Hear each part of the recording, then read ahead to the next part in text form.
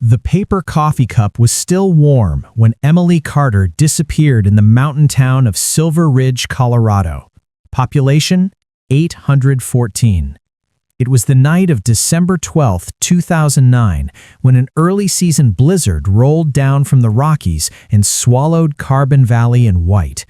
At 7:11 p.m., Emily's coworker, Mark Delaney, watched her step out of the Silver Ridge Ranger Station, pulling her dark green field jacket tight against the wind. She waved once, balancing a coffee cup in one hand, then climbed into her silver Ford F-150. She told Mark she'd head straight home to Glenwood Falls before the weather worsened. Just over 40 miles, a drive she'd made hundreds of times. By 8:03 p.m., a long-haul truck driver reported seeing a silver pickup pulled onto the shoulder of Highway 287. Headlights on, engine running, snow blowing sideways across the road. By morning, the truck was still there. The driver's door was cracked open, the engine was cold, and there were no footprints anywhere in the snow. What happened in the hours between would haunt Colorado for more than a decade. That winter, Silver Ridge felt cut off from the rest of the world. Snow packed so tightly against the roads that even sound seemed buried beneath it. Inside the ranger station, Emily finished her shift later than usual, signing the weather log and shutting down the lights one by one.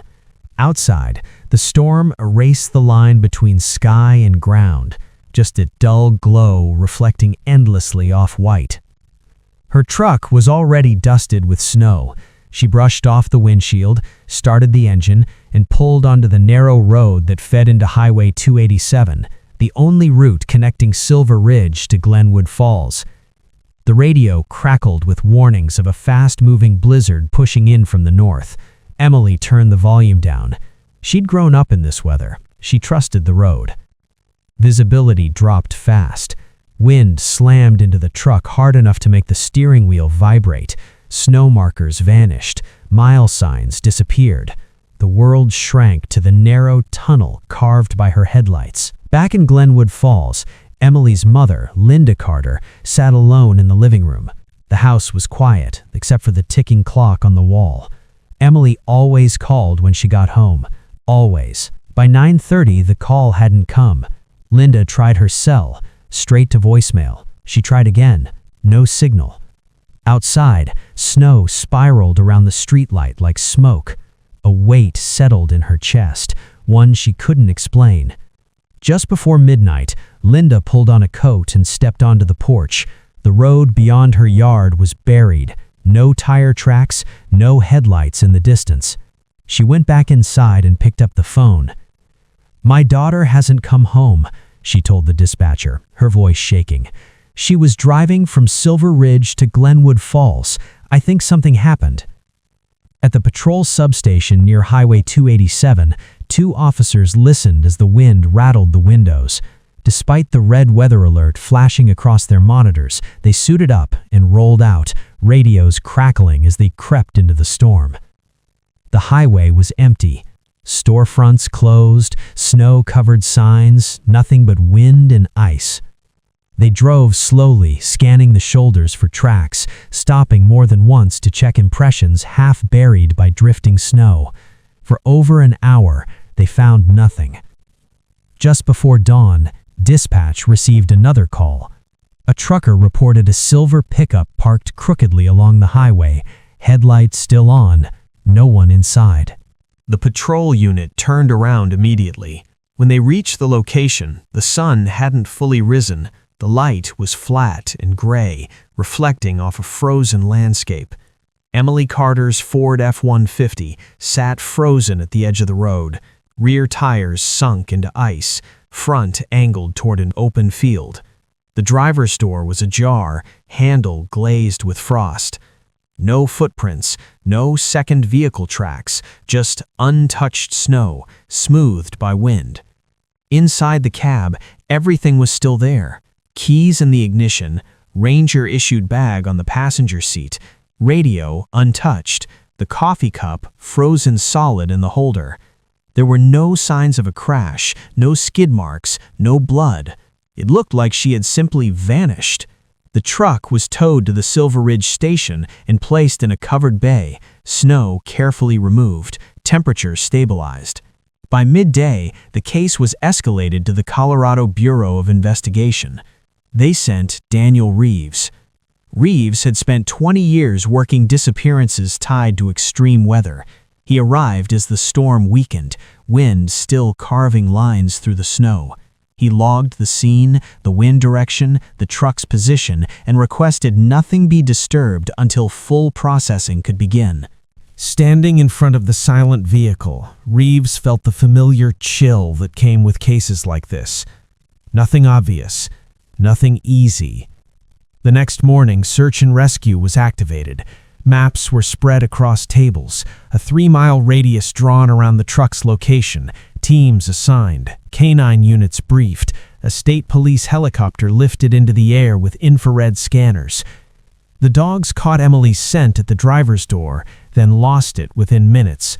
Wind shifted constantly, snow erased tracks as fast as they formed, infrared picked up nothing but frozen ground and reflected glare. By late afternoon, visibility collapsed. The helicopter was grounded.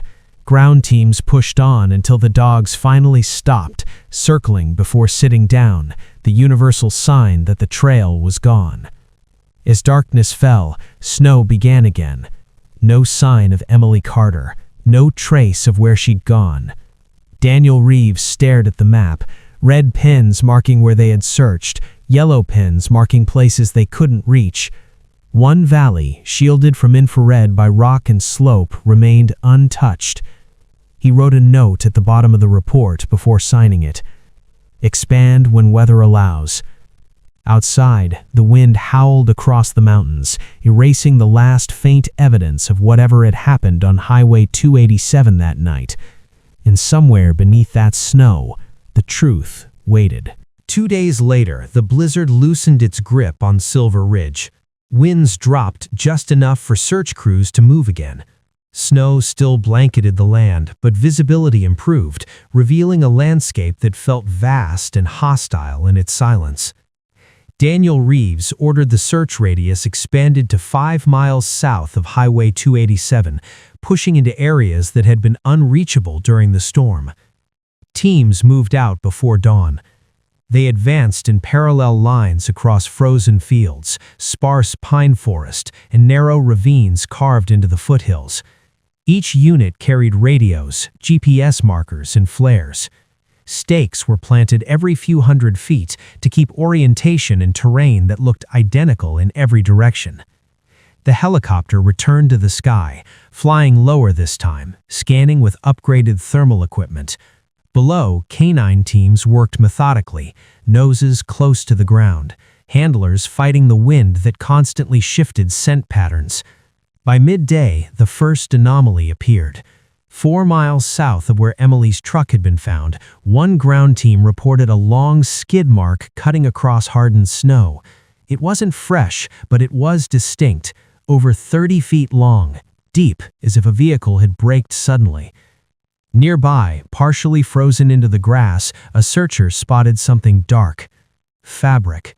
A torn piece of cloth, gray-green in color, edges frayed, tangled with dry grass and ice.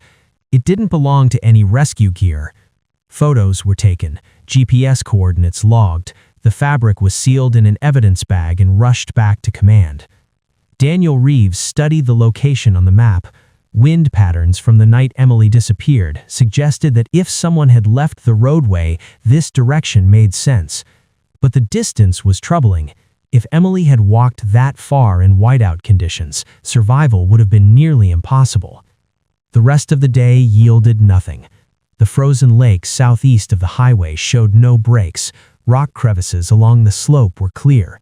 Sonar detected no disturbances beneath the ice. As evening approached and temperatures plunged below zero, Reeves called the search. Again, nothing.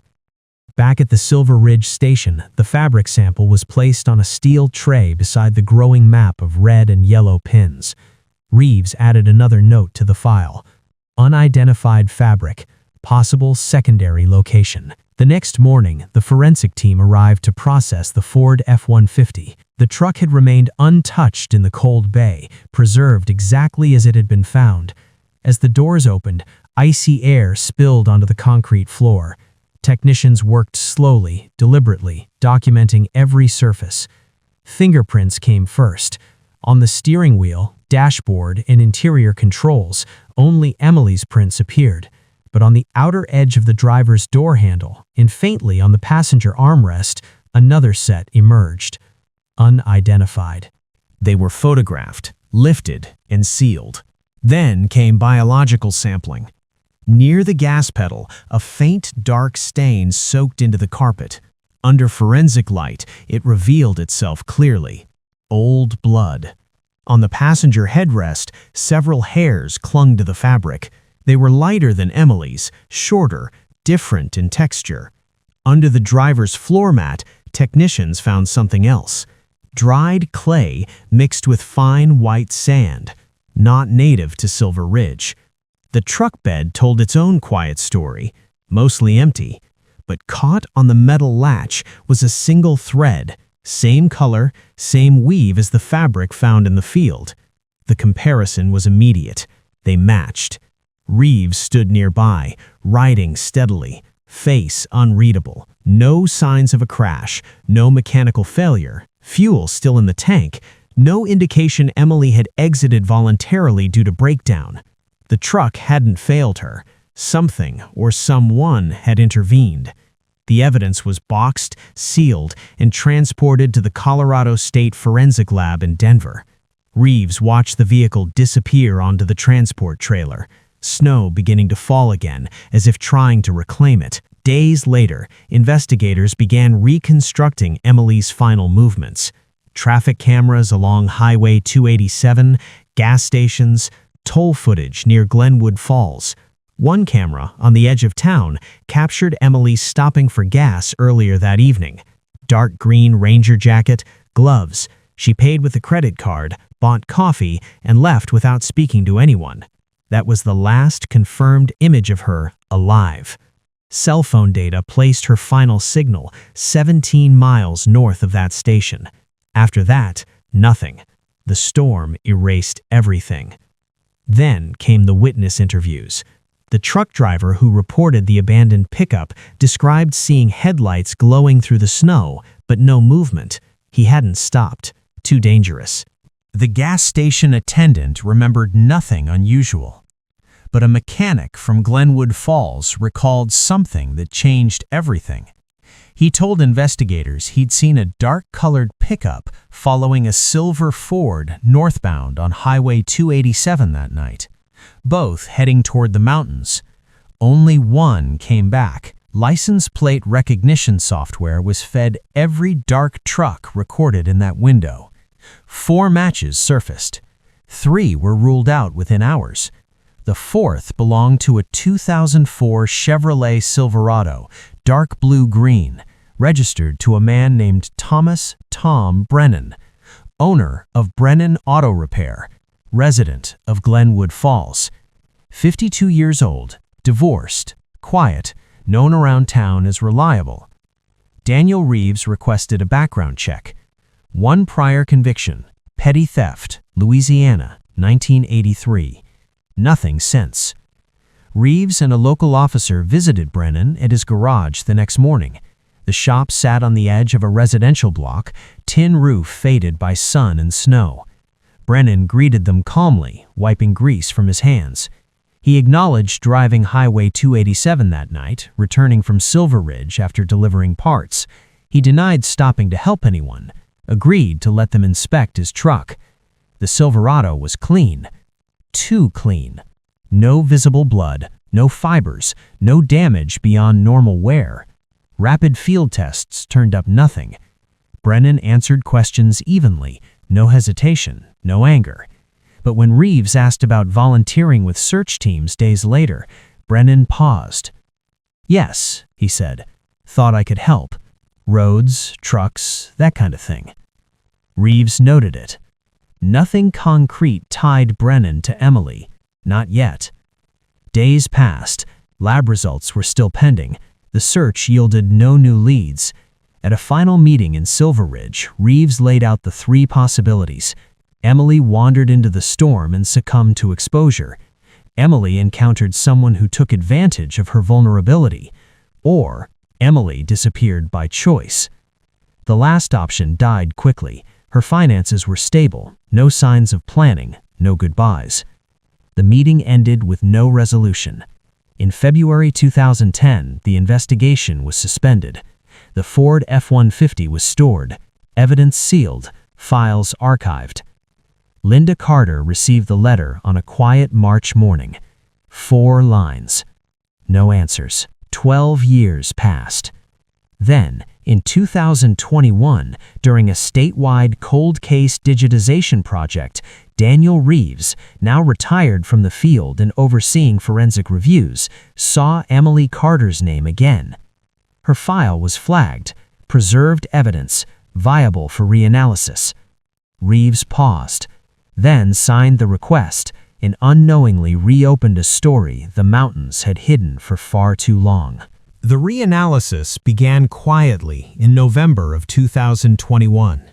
Inside the Colorado State Forensic Lab, sealed evidence from 2009 was removed from cold storage for the first time in over a decade. Each bag was scanned, each seal verified, chain of custody intact, no contamination. The blood sample from Emily Carter's truck was the first to be tested. The quantity was small, too small by 2009 standards, but technology had changed. Using next-generation sequencing, technicians extracted what they could, amplifying fragments once considered useless. The profile that emerged was partial, but clear enough to answer one critical question. It wasn't Emily's blood. It belonged to a male. The hair samples told the same story. Male, same paternal lineage, 2 independent pieces of biological evidence confirming someone else had been inside the truck. Daniel Reeves received the report on a quiet afternoon. He read it twice before standing up from his desk. After 12 years of nothing, the case had finally moved. He requested fingerprint reprocessing. The unidentified prints lifted from the door handle in 2009 were rescanned with modern imaging software and run through updated national databases. The result appeared in less than 5 minutes. Match found. Confidence, 99.81%. Name, Thomas Brennan, the same man Reeves had interviewed 12 years earlier. The confirmation landed like a weight in the room. Reeves compiled the results into a single report. Blood, hair, fingerprints, all tied to Brennan, all legally admissible, all preserved correctly. The case was officially reopened. Investigators quickly discovered Brennan left Glenwood Falls in early 2010, just weeks after the search was suspended. He relocated to Miles Junction, Montana, over 400 miles north, where he opened a new shop called High Plains Auto. He lived alone, no remarriage, no major debts, no criminal record beyond the long-forgotten theft charge. But one detail stood out. Brennan's name appeared on a volunteer roster from December 2009. He had joined the search for Emily Carter as a mechanical support volunteer. He had been close, watching, listening. Interstate coordination moved fast. Montana authorities agreed to discreet surveillance.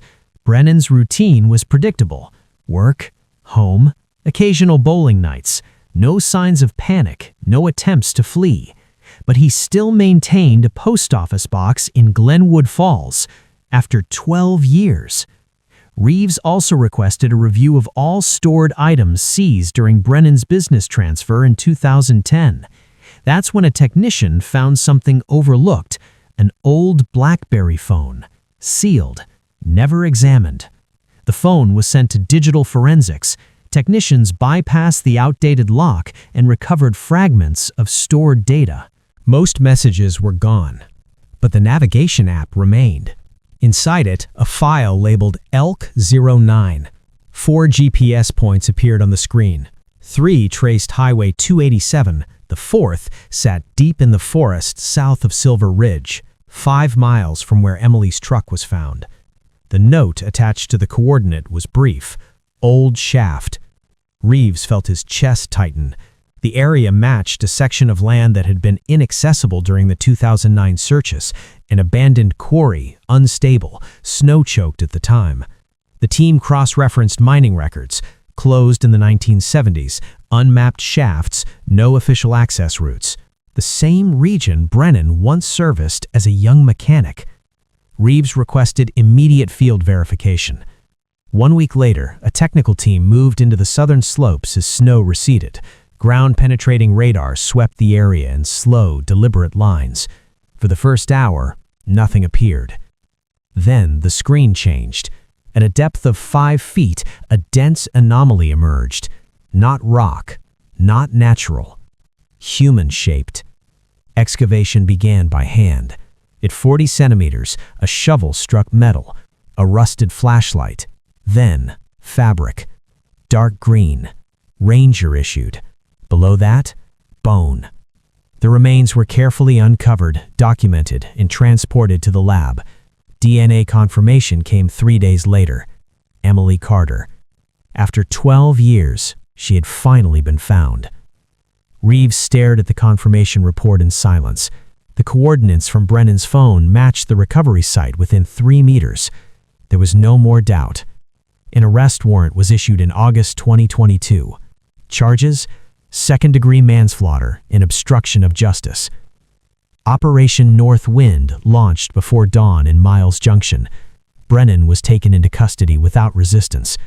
In interrogation, he spoke quietly. He said he stopped to help, said there was a misunderstanding, said she slipped, said fear made him hide the truth. He admitted everything: the body, the shaft, the search volunteer work, the silence. In November 2022, the trial began. The evidence was overwhelming: DNA, fingerprints, GPS data, confession. The jury deliberated for less than 2 hours. Guilty. Thomas Brennan was sentenced to 25 years in state prison, no parole, for 20. As he was led away, snow began falling outside the courthouse. 12 years after Emily Carter disappeared into a blizzard, the truth finally emerged. Not buried by time, just waiting to be uncovered. The news reached Linda Carter on a quiet afternoon. A single phone call from the Colorado Bureau of Investigation. Daniel Reeves' voice on the other end, steady, careful, choosing each word slowly. They had found her. Linda didn't speak at first. She sat at the kitchen table, hands folded, staring at the same window she had watched for headlights so many nights before. Outside, snow clung to the bare branches of the trees, unmoving after 12 years.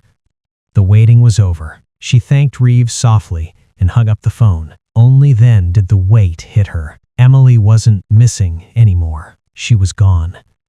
And somehow, that certainty hurt more than the endless not knowing ever had. At the forensic lab, Emily's remains were examined with quiet precision. Each bone was cataloged, photographed, and compared to medical records from 2009. Dental matches confirmed what DNA had already proven. There was no doubt. The manner of death was consistent with blunt force trauma to the head, followed by exposure. The official conclusion aligned with Brennan's confession: an accident, followed by a decision that turned fear into a crime. Investigators reconstructed the night in detail. Weather data showed wind speeds exceeding 40 miles per hour. Ice coated the roadway unevenly. Visibility dropped to nearly zero in minutes.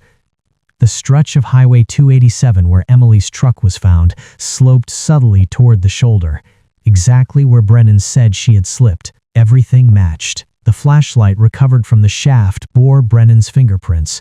The leather gloves matched his size.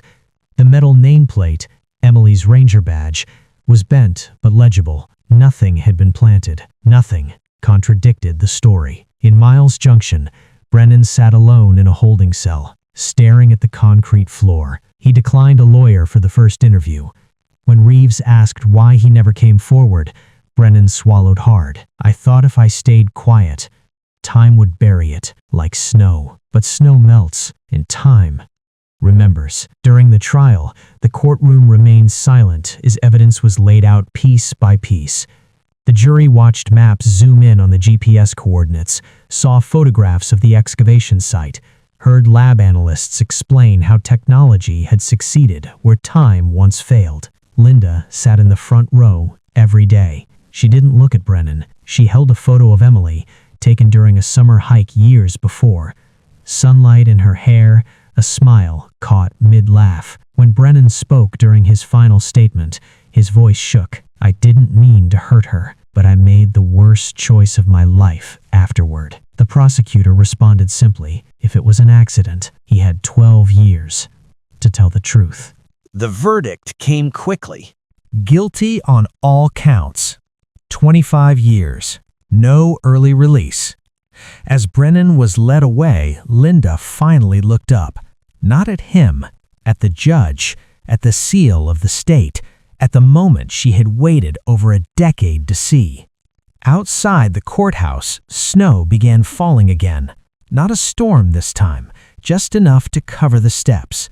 In Silver Ridge, a small memorial plaque was installed at the edge of the forest where the search had begun years earlier. It bore Emily Carter's name and a simple line beneath it: "She came home." Daniel Reeves attended quietly, standing apart from the family. He watched as Linda placed a single pine branch beneath the plaque. No speeches, no cameras, just closure. Back in Casper, the evidence boxes were sealed one final time, labels replaced with a single word: closed. Reeves signed the final report, his handwriting slower than it had been years before.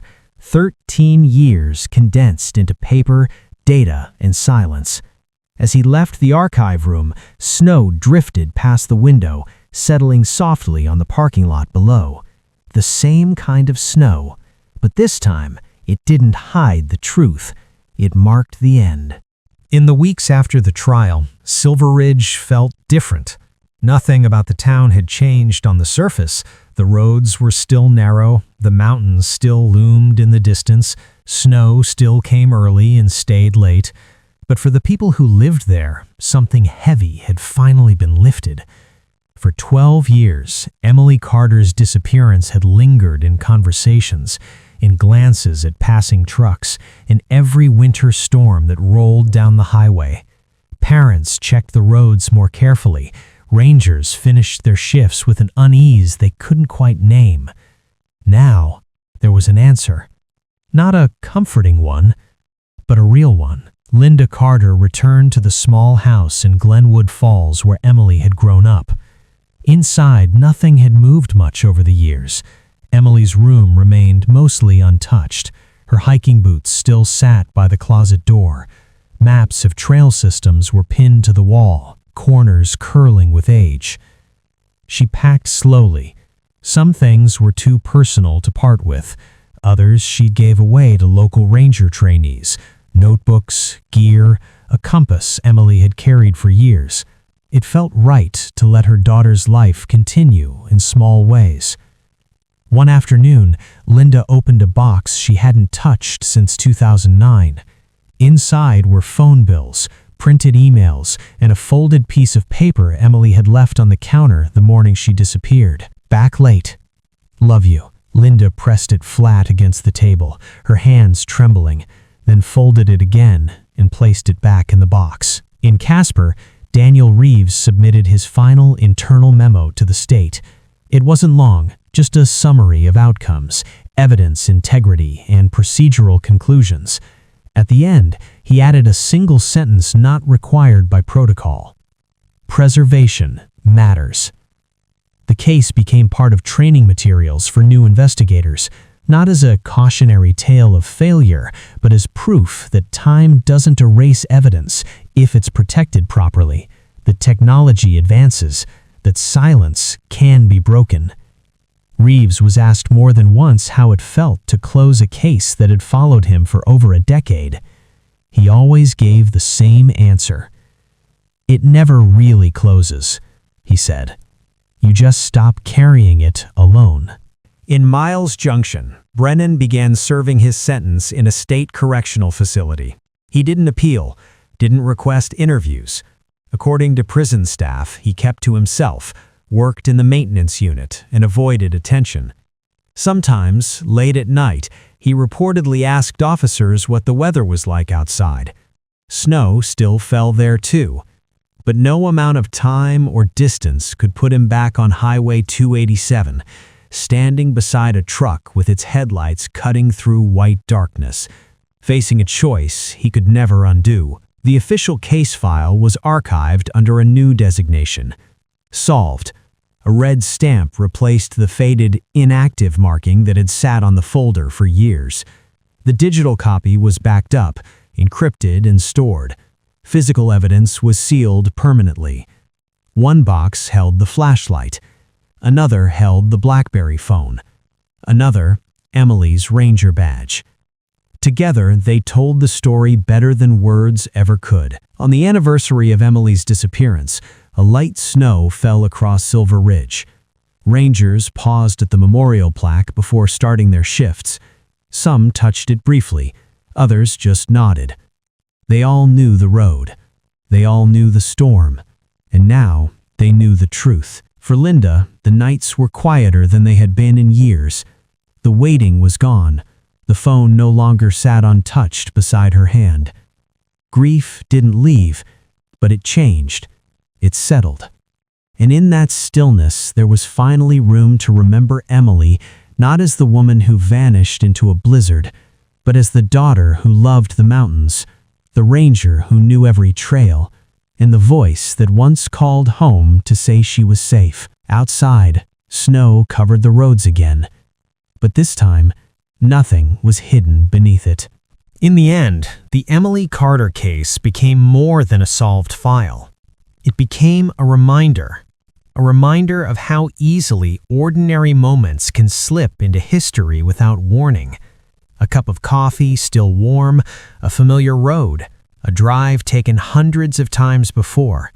Nothing about that night felt like the beginning of a tragedy, until it was. For years, the mountains held their silence. Snow erased tracks, wind scattered clues, time softened memories, and fear, quietly, did the rest. Thomas Brennan was not a man who set out to kill. His own words confirmed that. But fear does not excuse choice. One decision, made in panic, turned an accident into a secret. And that secret grew heavier with every passing year, with every search update he listened to, with every volunteer shift he joined under false pretenses. Justice did not come quickly, but it came steadily. Science moved forward, databases grew, forgotten evidence gained new meaning, and what once seemed impossible, extracting truth from a few drops of blood, a strand of hair, a faded GPS file, became reality. When the truth finally surfaced, it did not roar. It whispered, in the quiet hum of a lab machine, in a blinking cursor on a screen, in a single GPS coordinate buried inside an old phone. For Daniel Reeves, the case reaffirmed something he had learned over decades of investigation, that closure is rarely dramatic. It doesn't arrive with answers to every question.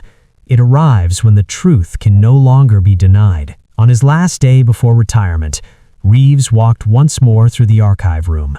Rows of metal shelves, hundreds of boxes, each one a story frozen in time. He paused briefly in front of the box labeled Emily Carter. Then he moved on. The case no longer followed him. In Silver Ridge, the memorial at the edge of the forest gathered snow each winter. Travelers slowed as they passed, reading the name etched into metal.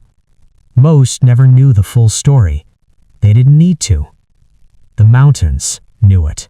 Linda Carter continued her life quietly. She no longer listened for headlights on stormy nights. She no longer wondered where the road had taken her daughter. She knew, and knowing, painful as it was, allowed her to breathe again. The story of Emily Carter is not just about disappearance.